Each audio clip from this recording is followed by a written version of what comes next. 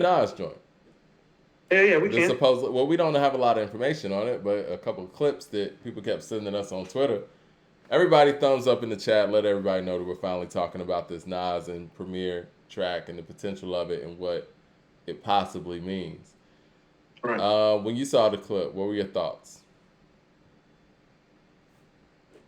I mean, I didn't think much about it. That's why I want to know what everybody's up in arms for. I heard some beats and some rhymes playing. I'm not even sure how clear it sounded or how good it was. Jay But Short with the super chat says John Blaze or Benjamin's as a posse cut. Huh. if we're Never thought talking about bar, that. this is hold on. This is the difference between bar work and making a song. So if we're talking bar work, it's John Blaze. If we're talking about the song, it's Benjamin's. Because guess what? Benjamin's got bar work. Kiss, Kim, and Biggie go off. Is it Nas and Pun on John Blaze? Oh, I don't know if it's that. Biggie's verse might be. Let's line this up and we'll talk You want about to the line it Nas up? thing. So you got, I would say, based on the MCing, right? I would Right. line up Puffy with Fat Joe. Think Puffy's performance is better, right? But Kiss wrote that verse, so Okay, I mean, yeah, right, it's Puff, man. Like right. I think it's probably Puff's best verse. Is that fair to say? What y'all want to do? Want to be ballers, shot callers, brawlers? We dipping in the bins with the spoilers? Yeah, I'm going Benjamins, man. Cause there's bar work all over that song. There is bar work all over that song. I'm cool with going Benjamin's over John Blaze. I I think the told you beat's better. the highlight of the song is actually Pun one up in Nas like ever so slightly. Like that's the highlight of it. And You after think that, to so? be honest with you, I always can I thought say Nas had the best verse on there, and I'm not the Nas super fan that you guys really? claim. You do Yeah, think Pun's you think Nas's verse is better than Pun's on I John do. Blaze? I remember when it came out, I was like, "Yo, man, Nas set this off. He had the fatigues on and shit, No, the he said number it two off. pencil." I was like, No, "That was the verse for me." I don't know. He set it off, but I just felt like Pun did the same thing lyrically, but brought a little more style to it. I Okay. told you he's like I read what he say. Try to supply my visual with this side of this critical. I appear in your dreams like Freddie. I'm no kidding you. Even if you stuttered, I will still shit on you. When he did that, I was like, give him that. It's like we're just gonna slide that over. I was like, because Nas isn't doing that lyrically when he's spitting his bar work I like that. like Nas verse better personally. No. Psych Lyric, says, like, how about this? Nas technically has the better verse, but that's what I'm saying. Pun's got some style on there, man. And you know, I'm the Nas fan, but I always gave a slight edge to Pun on style points because I thought lyrically he was there with Nas in '97, which is damn near impossible for a rookie to do. You feel me? yeah. So you're Yeah. gonna give him points for that. Psych says, Coop, you finally agree with. I'm gonna take a drink to that. Cheers, cheers, everybody in the room. I know it's Friday too. Everybody need to go ahead and get their cups up and cheers to that. I could kind of hear the record, right? We're talking about the Nas and Premier record that's supposed to come out next Friday. Yeah. I guess everybody's gonna be tuned into the show on Friday to hear what we have to say about that. I don't know if this is KD3 stuff or if this is a one-off single. Because I mean, even last year when he dropped KD2 and Magic, he dropped the individual single that went along with like a tutorial or so, a master class in between all of that. So I don't know if this is a one-off thing because I know him and Hit-Boy are doing KD3 together. Or I don't know if KD3 is one of those things where they're bringing other producers in to kind of help out. Or I don't know That's what I if want to talk about. or I don't know if, this might be one of those things like the Logic song where it's like DJ Premier is just doing the scratches to I mean they did that on Magic too, right? Where DJ Premier did the scratches to the song with ASAP Rocky and it was I still don't produced by Hit Boy. right, and I dig that, and I love that. You know what I'm saying? And So it's it could be dope. another one of those. I mean, because like you said, we really couldn't hear the track like that. Did it sound like a Premier track to you? So that's what I want to talk about. So let's talk about this. Is I guess because Nas and Hit Boy have been on this little 3 album run, we haven't discussed the fact that Nas may get other producers for KD3. We haven't talked about that at all. We just automatically assume that it's Nas and Hit Boy in the studio but we've conveniently forgotten it. Nas and Game are tight, but it's like, well, Hit-Boy just did Game's joint, right? This is the thing, man. I wanted, and this is coming from somebody who wasn't a super fan of the pairing, right? You tell me. Yeah, you tell me. I wasn't a super fan of their pairing originally, but You weren't. after KD, I still have your text message. I took a picture of it when you sent it. After KD2, I was sold more. After not KD3. After Magic, I was totally sold. So this is the thing. I don't want them to change that format unless Hit-Boy is burnt out. If Hit-Boy's burnt out, by all means, bring in others. But the chemistry that they got going, they started this shit and they got to finish it, man. You know what I'm saying? Like KD3, I would like to see totally produced by Hit-Boy. Now, maybe it could be one of those things Really? yeah. Okay, Now, so it can be one of those I'll things submit to you. like Kanye did with B, where maybe we get 2 Premier tracks and the rest is Hit-Boy. I'm fine with that. I was actually thinking more Finding Forever territory where it's like, well, no. Because here's what people I think are missing and not realizing. Hit-Boy's from Cali. Thumbs up in the chat, y'all. Go ahead. Nas has a whole Dre relationship. Nas has a whole Game relationship. Nas obviously has a Primo relationship. How would you feel about a 15-track album that actually had 2 Primo tracks and 2 Dre tracks and then the rest Hit-Boy? You're okay with that, right? We just got through talking about the firm. Keep Dre out of this. I'm sorry.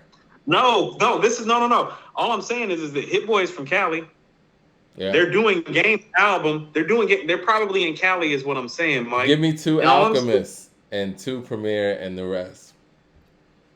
They're in Cali. All I'm saying is because here's what I think we've kind of started understating is that because Nas and Hit-Boy have been making such great music, we forget that this is Nas and this is one of the few artists that can like pretty much get any producer and rap up off their seat to do a track for him. You feel me? I mean, especially off of this rhythm.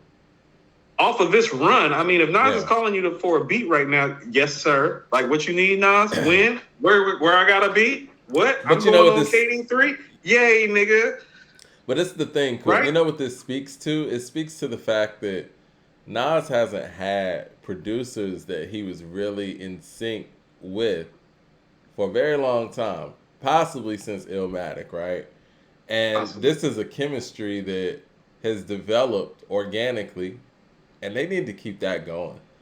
Trackmasters weren't able to get this chemistry with them. Dr. Dre wasn't able to get this. But what I'm saying is that, well, first of all, they have done 3 albums worth of material together. Like these guys they're are the new gangstar, as he says, right? They're the new gangstar. They're the new gangstar, Mike. And Gangstar only did like 5 solo albums, Mike. You know that, right? I mean, 5 albums, right? Yeah. Mike, so is that counting the last one? Not necessarily. That's what I mean. Like, we got Step Into the Arena, Hard to Earn, Moment of Truth. The first one, No More Mr. Nice Guy. No More Mr. Nice Guy, and we got The Owners, right? Yeah, that's 5. That's 5. So if they do this project, they're 4 in. That's what I'm saying. That's crazy. Right. Andre Shashir says, Nas said that after KD, he's doing a secret project.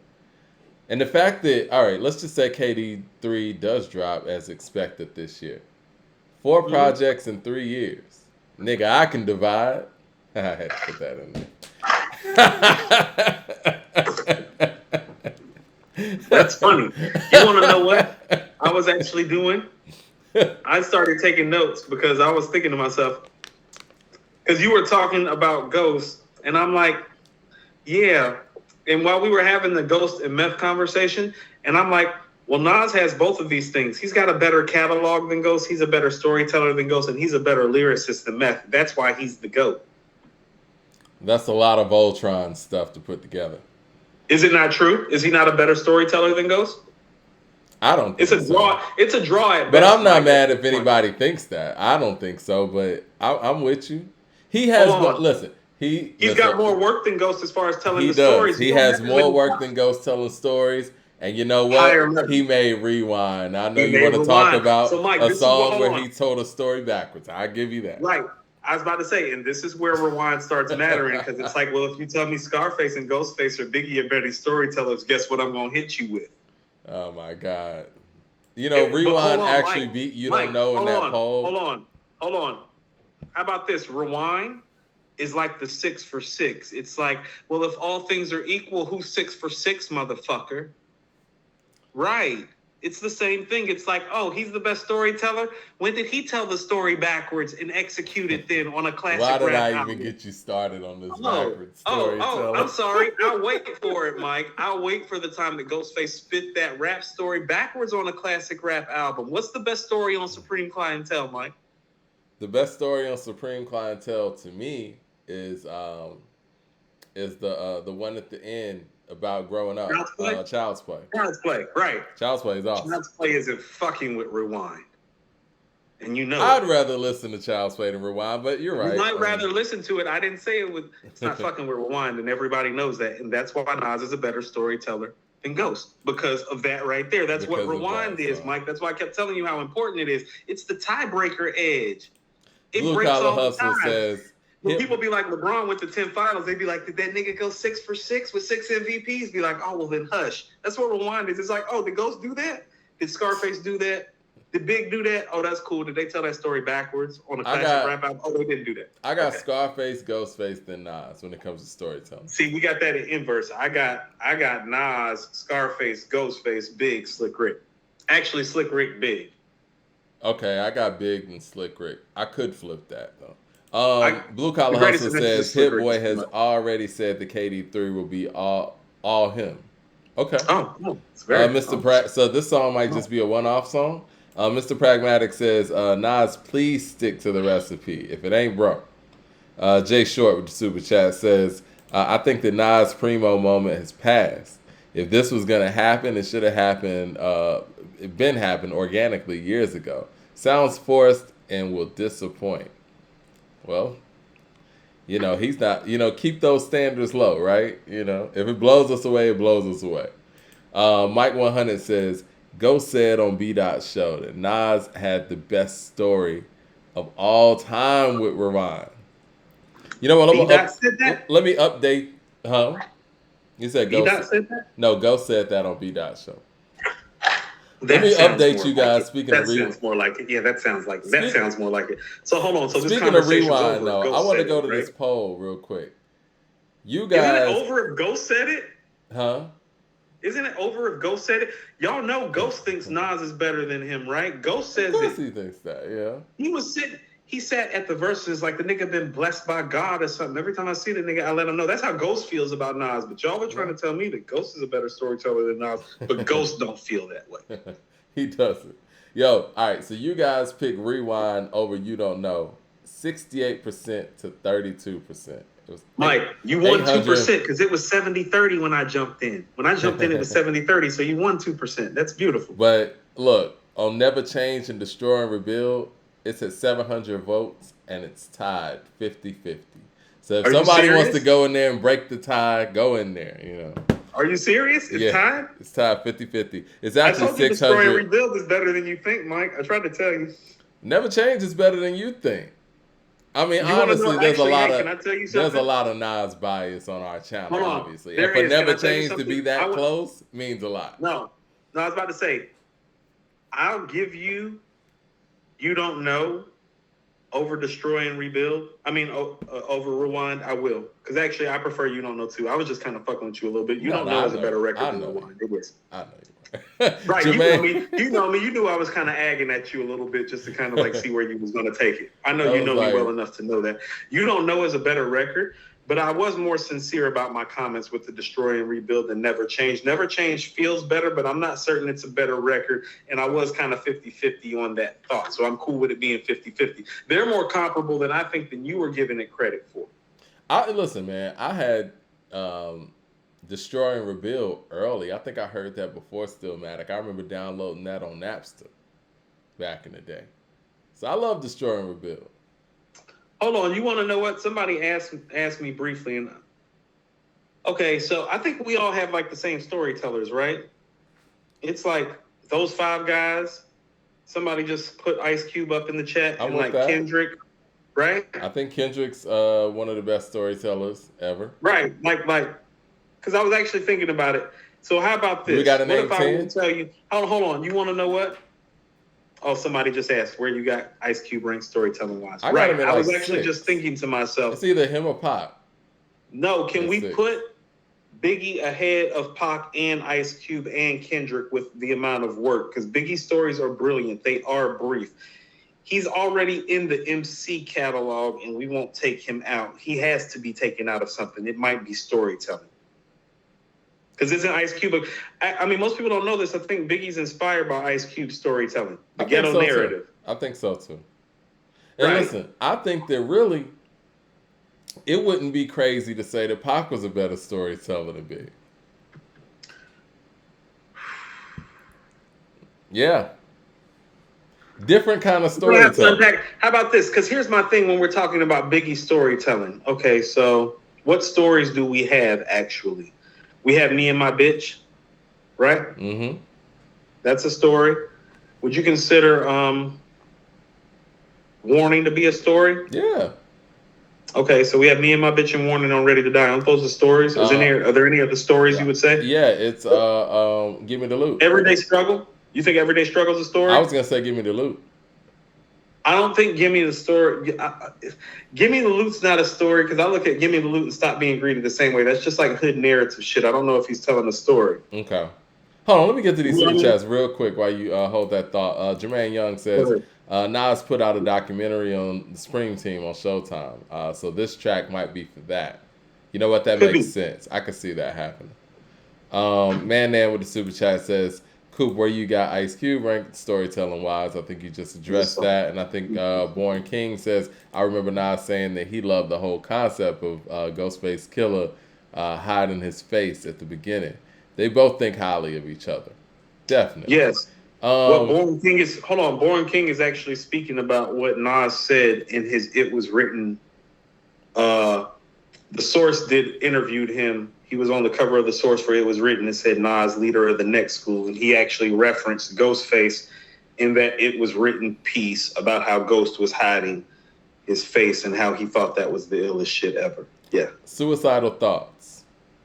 The Suicidal Thoughts a story. That's why I was asking. Okay. So we have Warning, Me and My Bitch, and Suicidal Thoughts, right? Mm-hmm. And then we have Somebody's Gotta Die. Mm-hmm. Niggas Bleed, and I Got a Story to Tell. Okay. Mm-hmm. You okay, want to sip Mo on my living room flow? Huh? You want to sip Mo on my living room flow? Play Nintendo with Season E. That's not a story. It's not a story. It's a ball. It's a baller whose feelings have been hurt. It's a baller whose feelings have been hurt. We've all been there. Women can be, difficult. I mean, the thing is, man, I think that, like you said, the stories are limited per se. That's what I'm saying. So how fair is it somebody like Ice Cube that has like 12 stories in like his first 2 albums? Yeah, we got to be fair about this. I think we're kind of judging big storytelling on the ability as opposed to the level. But it's like 6 or 7 storytelling. But see, if we go by that, I'm gonna have to change my list, and Nas does get number 1, and then Scarface is number 2 based on that. No, that's how I have it sectioned off. That's why I was like, I need to rethink the way that I'm thinking because the reason that I have Nas at number 1 needs to be the reason that I would slide Big out because it's like, well, is Scarface and Ghostface more entertaining storytellers than Nas? Yeah, probably. Mm-hmm. Do they have the execution, the actual catalog of songs that fuck with Nas? Well, no. Well, that makes him number 1 because he's comparable as a storyteller. I mean, songs like I Seen a Man Die is just, it's one of those things, man, like so that's nobody can make that record. Nobody. No, you're right. A minute to pray and a second to die. Yeah. Right. Nobody can make that record. Right. I think more people can make that record than I Seen a Man Die. Like, there's nobody that can make that record. Like how I feel about Busta Rhymes on Victory and on Wild for the Night, Rampage's Hook. There's nobody that could do that. Right. So what I'm trying to submit to you... It's a one of one, as you say, with the rewind thing. Yeah, it's a one of one, but that's what I'm saying. Nas has something to offset everybody's one of one with rewind, and it's a one up, and he has the better storytelling catalog. No. I'll give you that. He's number 1 then when it comes to that. But I got Face It too, just off of. No, that's how I have it. That's what I'm saying. What do you think about G-Rap? Huh? What do you think about G-Rap? I think G-Rap's top 10 because you want to know, I've been digging back in G-Rap's catalog and it's like, well, damn, that's where Nas got the storytelling side of his shit from. Like he took Rakim's lyricism and Cool G-Rap's storytelling, he upped the ante and he tried to keep it street. Like that's why I keep telling people he's Cool G-Rap and Rakim. He's not just Rakim because he took G-Rap street shit and G-Rap storytelling. He took Rakim's bar and poetic style and he was musically inclined to do so because he comes from a family of musicians just like Rakim. Yeah. Yeah. My man Sykes says Ghetto Vet by Cube is a great story. Darren Harris says not only did Prodigy get quotables for the month for Quiet Storm, the original version, he also got quotable of the year in '99 for the same verse. Quiet Storm. Yeah, I mean, you know what? Prodigy's performance. The first verse to Quiet Storm got rhyme of the month too. You know, Prodigy's performance on the regular Quiet Storm, unfortunately, got overshadowed by the remix. But his performance on the first Quiet Storm, man. Hold on. Man. So how about this? This is what I'm saying about how I love P. Prodigy and Method Man don't have a song like Quiet Storm with that type of bar work. How about that? You said who? 3 verses. Prodigy and Ghost. Neither Meth nor Ghost got 3 verses like Quiet Storm. Stop that. Not on one record. I got to put together this list. They don't. Mike, Quiet Storm's the best rap song that year. And that was the best verse that year. Pick a verse. Preferably the first one, but the second one will do. Third verse is a nice closer. But Ghost and Meth don't have a song like that. Beginning to end. Quiet Storm is better than Incarcerated Scarfaces, Mike. No, it's not. But the bar work on it is probably. Yeah, it is. The beat's better and the bar work's better. No. That's hip-hop shit, Mike. They took the White Line sample. No, it's just great. No, it's great. We're splitting hairs between two classics. Put it up in the chat. Quiet Storm or Incarcerated Scarfaces. I would love to put that up there. That's a great battle. Yeah, that's a real rap battle. Incarcerated Scarfaces versus Quiet Storm. Yeah, that's a real rap battle. Yeah, Incarcerated Scarfaces. How about this? Ghost don't have no Incarcerated Scarfaces bar work for 3 verses. Does he? Where is it? I'm gonna put together this list. Mike, we'll get your list, Mike. LP says personification is what separates Nas from the rest. He has the basic storytelling. He has the basic storytelling the others do. It's just songs like IGYP, Fetus, Rewind, Fried Chicken. Yeah, I mean, Nas is so detailed with his stories, man. And it just shows you how he delves in lyrically. And yeah, he earns that spot. Warren King with the super chat says, honestly, I think Face influenced Big more than Q. The Dope Man rhymes on Mr. Scarface's Back. Face even influenced G-Rap on Live and Live and Let Die. Live and Let Die. Yeah. I can see that. I can see it. I can see that on Live and Let Die. I can see that because Mr. Scarface is back. Yep. Yeah. No, definitely. But yeah, as far as this Nas and Premier track, right? I think it's probably not going to be on KD3. I think that it is probably a Premier produced track, and I think somebody said it in the chat here. It's probably going to be more of a soundtrack record, kind of a one-off. So, you know, it's something to be excited about because KD3 is coming. I mean, we always get excited about Premier and Nas coming together, but I think that the time of us getting a full project from them, now that Nas has found his Premier and they formed their gangstar, I don't think people really thirst for the Nas and Premier collabo like we once did before this run happened. You know what I mean? Like, we're excited, but not super. Childhood. Huh? I was over it after Second Childhood. I was like, okay, it's probably run its course. Like, it'd be cool if they keep getting back together to do some work here and there. But it kind of run its course in a lot of ways. You know what I mean? I remember a lot of people were really, really, wanting them to get back together and do a full project. I mean, I remember hearing that probably about 5-6 years ago. But like I said, since him and Hit-Boy found this magic, no pun intended, I mean, people haven't really, been thirsting for it as much. But we'll see what this song is next week and see how it leads into the next project, hopefully. But this is what I mean. So this is what I mean about how he's the greatest storyteller ever. It's just like off the top of my head, the setup, Shootout, Small World, More Money, More Murder, More Homicide, Fried Chicken, Rewind, Undying Love, Blaze of 50, One Love, I Gave You Power, The Message, Death Row East, What Goes Around. It's like, no, he's the best storyteller ever. Yeah. Like, that's just off the top of the head, Mike. I didn't even have to dig to think of that. And it's like, I know I got, like, there's more stories. People will probably start naming them. That's just off the top of the head. Like, I gave you Power and Rewind, got most niggas' catalogs beat right there. Because, when you think about it, man, people who are in his stratosphere, they don't have tell stories like that. them. Yeah, you know what I'm saying? Like, the fact that, we always pair him and Jay up because they just have so much work, and they got really more work than everybody. Jay doesn't have stories like that. He has some. He can do it, but it's like when you think about it, like you're not just gonna rattle them off.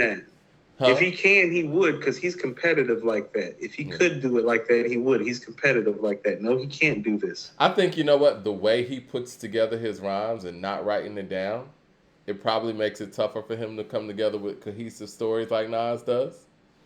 You got to give up something to get something in this world. Yeah, so he gave up something to get something. Yeah.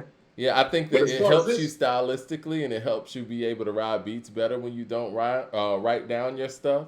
But when it comes to being very detailed oriented and, telling stories and doing things from having a beginning, middle, and end, it probably makes it difficult when your process is like that.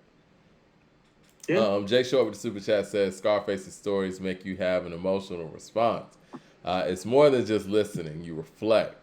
That's why he's the best storyteller.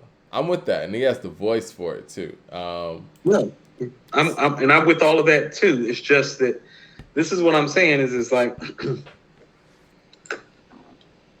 you got to stop ignoring the work. One of the things that Method Man was talking about, he was talking about, he was the front man for Wu-Tang Clan. Well, part of the reason why he got to be the front man for Wu-Tang is because Method was kind of focused on the rhyming shit, and other niggas was outside. You feel what I'm saying? Same thing with Q-Tip and Tribe, man. It's like he was in the studio. That's how Fife's on 3 songs.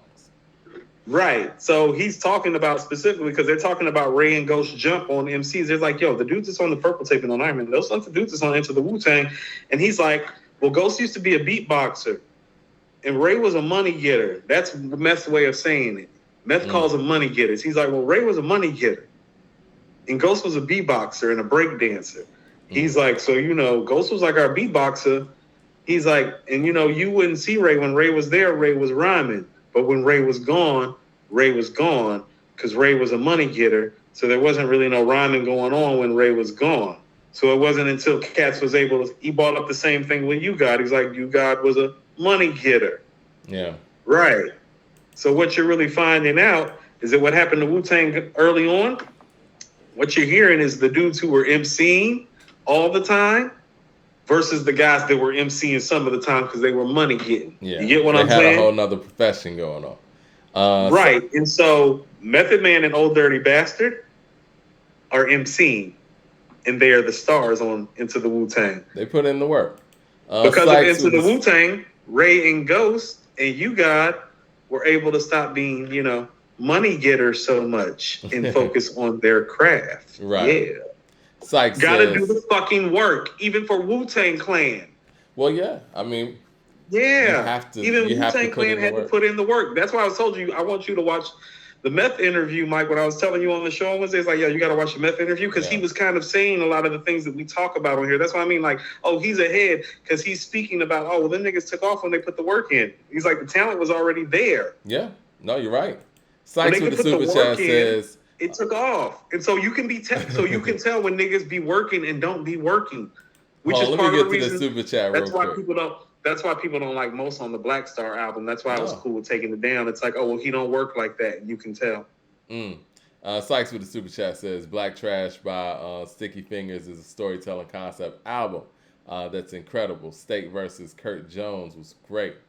And also, if you want to talk about storytelling form, you got Prince Paul out there. Remember, what was the name of that? Prince Amongst Thieves? Prince Amongst Thieves. Dope album. Was it 1997 too, or 98? That was 98, I think. Yeah. LP says there aren't storytellers like that in all music. There aren't. Andre Shashir says Meet the Parents is underrated in my opinion. But, I mean, that's the one we always go to. Like, I want y'all in the chat to name y'all top 5 Jay-Z storytelling songs. And it's going to be kind of difficult. Paige says... You have 5? What do you guys think about Superman lover stories? I love it. I love when I like Redman was Superman. on that. But is there versatility to it? Born King There's not. says Papa was a player in Project Window. Yeah, I mean, we could just That's what I'm rattle off saying. Nas and stuff. That's what I mean. The stories just keep going and going. And so even what is this that I was seeing? It says I kind of want to just go to something right quick about that whole hip hop quotable with Prodigy thing, and I don't want to beat a dead horse. But okay, so that's 1999 when Prodigy gets Rhyme of the Year. Mm-hmm. So they can call it Rhyme of the Year again. Elliott Wilson's not there, and there's no need to slander Nas. You see how that happens? See how see how Redman gets it in 95? Nas doesn't get it in 96, but in 99, Elliott Wilson is at Double XL, and all of a sudden we can put Rhyme of the Year behind it, and a nigga from Queens who deserved it gets it. All right. Our man I'm says, gonna say less. I just want people to understand how that bullshit really works. Like you got to be paying attention, because like people will do bullshit right in front of our community and we will miss it. So I just want people to be paying attention and connecting dots. Because Fam made a very good point. When he got Rhyme of the Year for Quiet Storm, he got Rhyme of the Year, and then they put it in at the end of the year edition has Rhyme of the Year. I gave you Power's third verse doesn't have Rhyme of the Year, but Quiet Storm does. What's the better verse? What's wrong with people? Okay. Our man says, what was the biggest loss for hip hop? RZA's Flood in '94 or Nas's I Am bootleg? Oh, if we're talking about like actual hip hop losses, because Pac and Big is the biggest loss. That's easy. Yeah. But if we're talking musically, I'm gonna take RZA's Flood over I Am's bootleg just because I'm gonna tell you why. Because without the I Am bootleg, Nas is still the possessor of the greatest rap catalog ever. Wu-Tang is not the possessor of the greatest group catalog ever. So the Flood matters more than I Am. Because Nas has Illmatic, It Was Written, Godson, Lost Tapes, Stillmatic, Life is Good, KD1, KD2, and Magic. Those 9 albums are better than any 9 albums that any other MC can put out.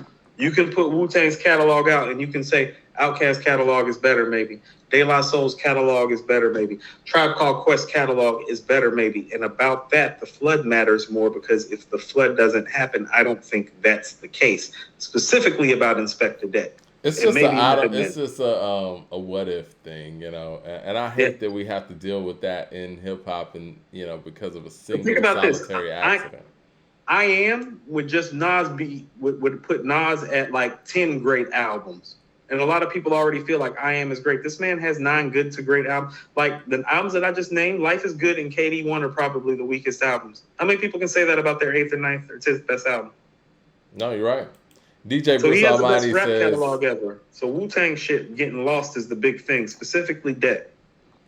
DJ Bruce Almighty says, if you never heard Joe Budden, Secrets, thank me later, LOL. Right.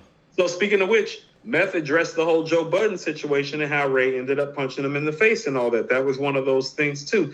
Meth was actually trying to keep that whole situation calm. You know what I'm saying? Because I think, for what I remember, Joe Budden said something about the fact that he could out-rap Method Man, right? That's how the whole thing started, right? It did. Yeah. Ghostface and Raekwon can out-rap Method Man. It says Meth versus Chef, and it's on to Cal because Ray lost. Joe Budden definitely can't out-rap Method Man. It's from the Wu-Tang Clan. It's the front man for the Wu-Tang Clan. He didn't get to be the front man for the Wu-Tang Clan by not being nicer than almost all of these motherfuckers. Right. Right. But yeah, that's how the whole thing started. What did he actually say on his interview? He was pretty much saying how he was trying to pipe it down. You know what I'm saying? But like he was at Jones Beach and he went because,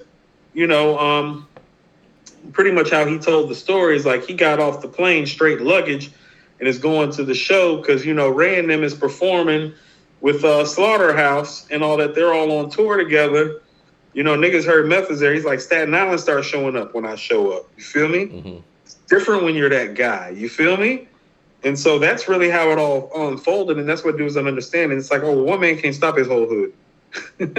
Oh, yeah. And that's why you got to be careful about how you speak and how you deal with people. And Joe put himself in compromising position and situation for that to happen, more or less. Because and he would admit that too. I think he said that too. Right. That's Wu-Tang, man. Okay, so can I tell you a real story about something that happened to me? Like, you can be a street dude, but you have to move wise. I'm gonna tell you something that happened to me not too long ago. I had to go run an errand for a friend. Okay, I had to go up on Boulder Crest, Mike. Now I pulled into the wrong neighborhood. You feel me? You know, Boulder Crest ain't the type of place to be pulling into the wrong neighborhood. You feel me? Right. Right. So I know they see me. I'm in my street clothes. I'm not a big jewelry guy. I got some jewels on me. You know what I'm saying? I got enough that it's worth taking. I hop out the whip to make the move. And I realize as I start walking, I'm like, oh, I done fucked around and came to the wrong place. Right? Mm-hmm. The projects up there that I was in was set up kind of New York style with a breezeway. I know I'm in the neighborhood. Niggas don't know me, don't know my car. When I mean niggas is outside, Mike, they outside. They looking at me like I'm fucking food. Okay? Because I am food. And I know it. Because I done hopped out this car. I don't have my pistol on me. I'm just making a move. And I'm gone. I just done turned into the wrong thing because my fucking navigation's acting up. You get what I'm saying? Right. I literally, the first building I can find, Mike, I walk around the corner. I pass about 20 niggas. They all turn up. Their ears are perked up. You get what I'm saying? I can tell that they're perked up because I'm from the streets. First thing I do, the first building I get to, I go into the breezeway, Mike. As soon as I cut the corner on that breezeway, I ran straight to the other side of the breezeway. All right? On the other side of the breezeway, I got to go down the hill to get to my car.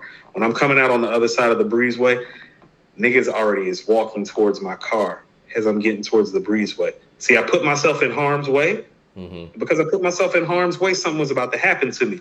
I just knew where I was. I knew what time it was because I'm from the east side.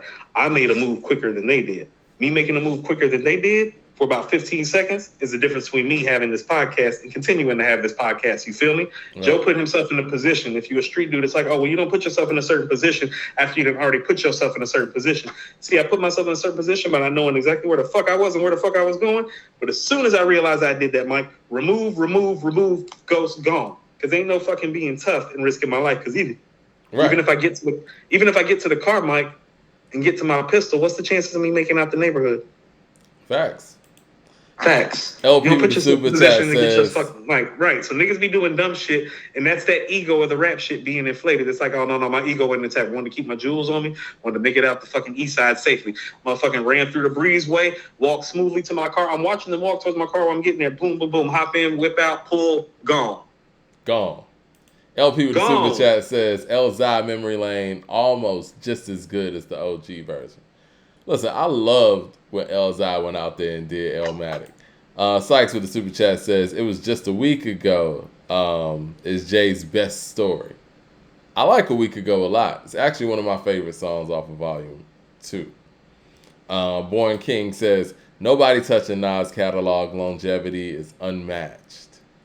Yeah. So listen to what I'm saying. That story that I'm telling, that's what I mean about how fast Joe got punched. That story that I'm telling you, Mike, all that shit happened in 60 seconds because I only had that much. Yeah. Right. That shit didn't happen in no 5-minute span. It's like, no, I got out the car, I made that walk, I made that turn, I busted a move, I got down to my fucking car, pulled the fuck out, I got the fuck out. It's maybe about 90 seconds.